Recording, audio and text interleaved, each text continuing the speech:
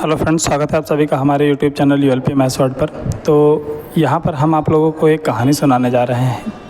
वैसे तो टीचिंग करते वक्त क्लास में, ऑफलाइन क्लासेस में कहानियाँ भी सुनाते हैं, हंसी मजाक भी होते हैं, जोक्स भी होते हैं और कई सारे स्टूडेंट तो अपने टैलेंट दिखाने के ही फिराक में रहते हैं कि जब भी कोई मौका मिले मंच पे आए और अपना टैलेंट दिखाएं। ठीक है, तो ये सब ऑफलाइन क्लासेस में होता है, लेकिन ऑनलाइन क्लासेस में क्या है कि रिकॉर्डिंग ना अलग से होती है। ठीक है ना, तो फिर भी जो कहानियाँ हम अपने बच्चों को सुनाते हैं तो वही चीज़ें हम यहाँ पर भी लेकर आएंगे।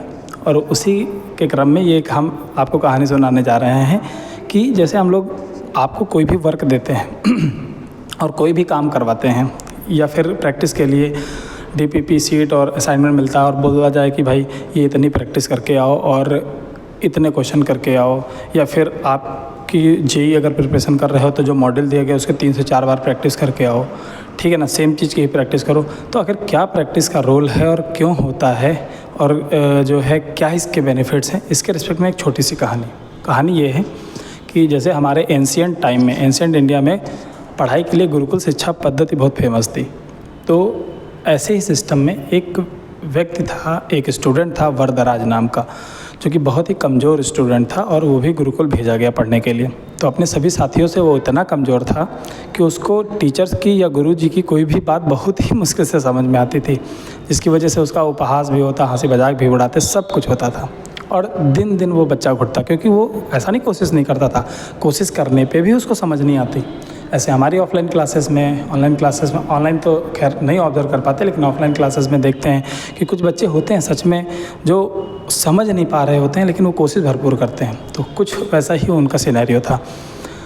तो ऐसा हुआ कि गुरुकुल की जब पढ़ाई समाप्त हुई तो सारे बच्चे आगे निकल ही गए और वो वहीं के वहीं रह गए, मतलब एक कदम भी मान लीजिए नहीं बढ़ा पाए। तो एक समय ऐसा आया कि उनके गुरुजी ने भी कहा कि भाई अब हो गया, हम आपको यहाँ से गुरुकुल से भेज रहे हैं। ऐसा नहीं कि कोई स्टूडेंट अगर आ जाए तो टीचर उसको थक हार के भेज रहा है तो इसका मतलब ये है कि वो उससे गुस्सा कर बैठा है, वैसा कर बैठा है। लेकिन हाँ, यानी पढ़ाई की जो समय सीमा, जो चीज़ें जो सब थी, वैसे सीखने की तो कोई उम्र नहीं होती, लेकिन हाँ आपको एक टाइमलाइन और कुछ सर्टेन टाइम ऑफ उसके रेफरेंस में आप कुछ करना होता है। अब जब सारी चीज़ें हो गई तो उनको भेजना पड़ा।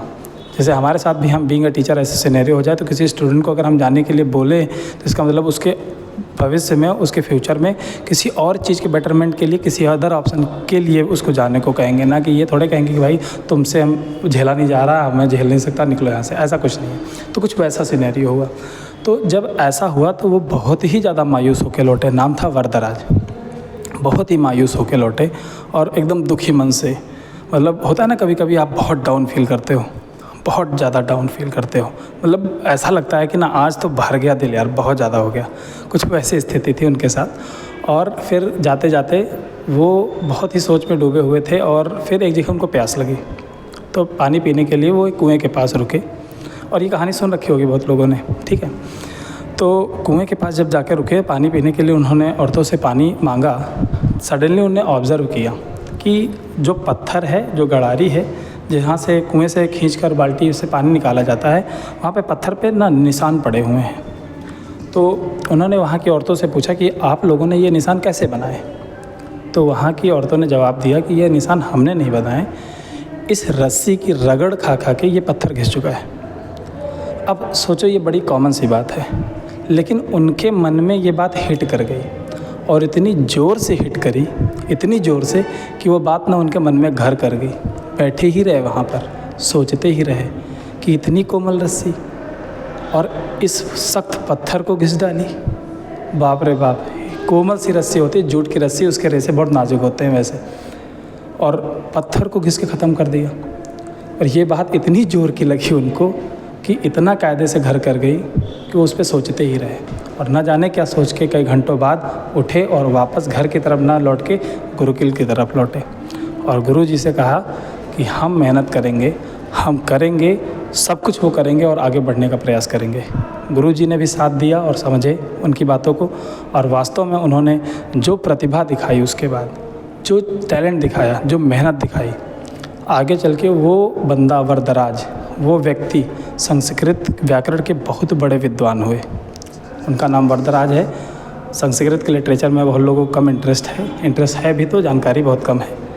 तो इसलिए, लेकिन मैं बता दे रहा हूँ, उनकी लिखी हुई कई सारी बुक हैं। लघु सिद्धांत कौमुदी, मध्य सिद्धांत कौमुदी, ठीक है ना, सार सिद्धांत कौमुदी और किरवाड़ पद मंजरी। तो ये बहुत बड़ी बुक्स हैं, ठीक है ना, बहुत ही एक ज़माने की, समझ लीजिए वहाँ से वो उठ के और इतने बड़े विद्वान बने कि ऐसी ऐसी रचनाएं उन्होंने कर डाली। तो इससे हमें सीख क्या मिलती है कि भाई प्रैक्टिस बहुत ज़रूरी है। और इसी के रेफरेंस में कहावत कही जाती है अपने यहाँ ना कि करत करत अभ्यास ते जड़मति होत सुजान, रसरी आवत जात ते सिल पर होत निशान। करत करत अभ्यास मतलब अभ्यास या प्रैक्टिस करते करते जड़मति होत सुजान, यानी कि जो बैल बुद्धि जड़ बुद्धि है वो सुजान बन जाता है, एक बहुत अच्छे माइंड वाला व्यक्ति बन सकता है। कब? जब वो करत करत अभ्यास यानी प्रैक्टिस करता रहता है लगातार। तो ठीक उसी प्रकार, कैसे? रसरी आवाज़ जाते सिल पर होत निशान, ठीक उसी तरह जिस तरह रस्सी खींचे जाने से लगातार रगड़ खा खा के पत्थर खींच सकता है, उसी तरह अभ्यास के थ्रू एक मूर्ख व्यक्ति भी महान बन सकता है, विद्वान बन सकता है।